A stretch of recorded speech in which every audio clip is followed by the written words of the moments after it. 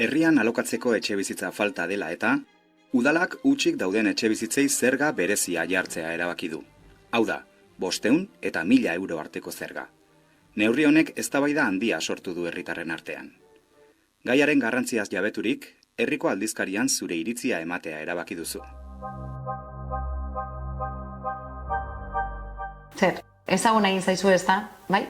Azterketa baten enuntziatua da. Idazmena ebalatzeko proba bat.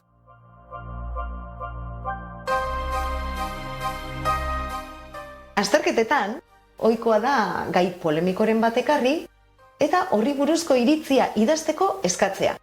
Hau da, iritzi artikulu bat idaztea.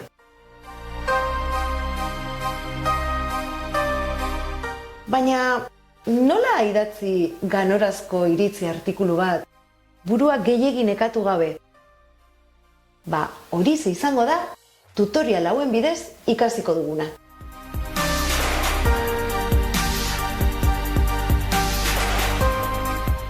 Iritzi artikulu bat idazteko prozesua, beste edozein testu idazteko prozesu bera da.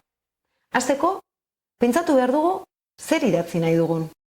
Hau da, testua planifikatu egin behar dugu.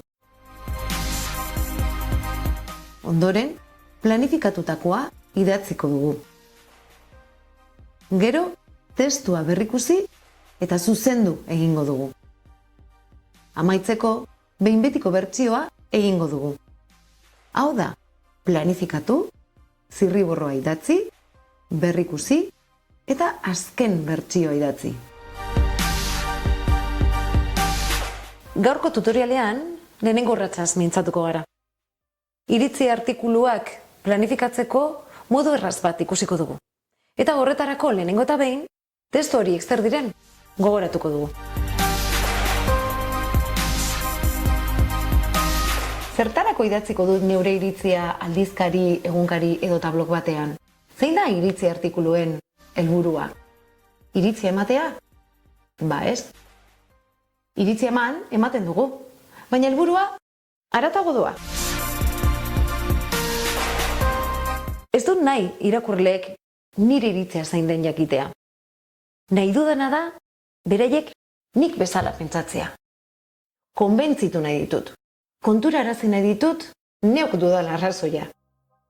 Hori da iritzi artikulu baten helburua, konbentzitzea.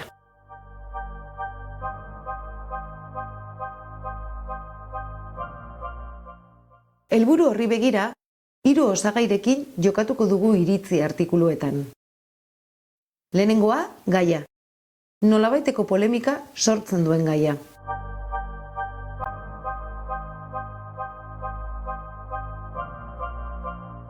Bigarrena, iritzia. Gai horri buruz zer pentsatzen dugun. Eta 3. argudioak. Horrela pentsatzeko arrazoiak. Osagai horiek antolatuta, eskema bat egin ahal izango dugu. Eta horretarako aukera desberdinak dauzkagu. Azken batean iritzi artikuluak askatasun handiko testuak dira. Eta denetariko adibideak topatuko dituzu egunkarietan, blogetan, podcastetan.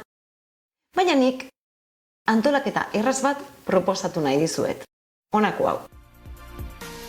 Lehenengo paragrafoa, gai aurkezteko. Irakurleak zertaz mintzatuko garen informatzeko alegia. Beste paragrafo bat edo batzuk, iritzia azaltzeko eta horren aldeko argudioak emateko. Hurrenkera honetan, hasteko iritzia azaldu, jarraian, arrazoiak eman banan-banan. Eta amaitzeko, azken paragrafo bat ondorioa azaltzeko, iritzi zuzena zein den argi uzteko.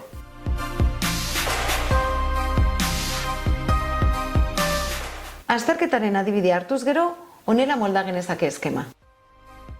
Lehenengo paragrafoan, azalduko dut, udalak hutsik dauden etxebizitzei zerga berezia jartzea erabaki duela. Hurrengo paragrafoaren hasieran, nire iritzia azalduko dut. Eta iritzia ez da mugatzen ados nago, kontra nago esatera. Aukera asko daude. Ados nago neurriarekin. Neurriaren aurka nago. Neurri ona da, baina ez da nahikoa. Neurri ona da, baina berandu dator. Zerbait egin behar da, baina hau gehiegi da. Geure eskemarako 3. aukeratuko dugu. Neurri ona da, baina ez da nahikoa. Iritziaren ondoren, argudioak jasoko ditugu. Horrekin asmatzea oso garrantzitsua da. Argudioen arabera lortuko baitugu irakurlea konbentzitzea ala ez. Horregatik kontu hau sakonago ikusiko dugu aurrerago. Eta azken paragrafoan ondorioa. Irakurleari zer pentsatu behar duen gogorarazteko honelako zerbait. Neurria aurrera pausoa da, baina ez du arazoa konponduko. Eskema osatzeko argudioak baino ez ditugu falta. Argudio egokiak. Irakurlea konbentzitzeko modukoak. Baina zein dira argudio egokiak eta zein ez?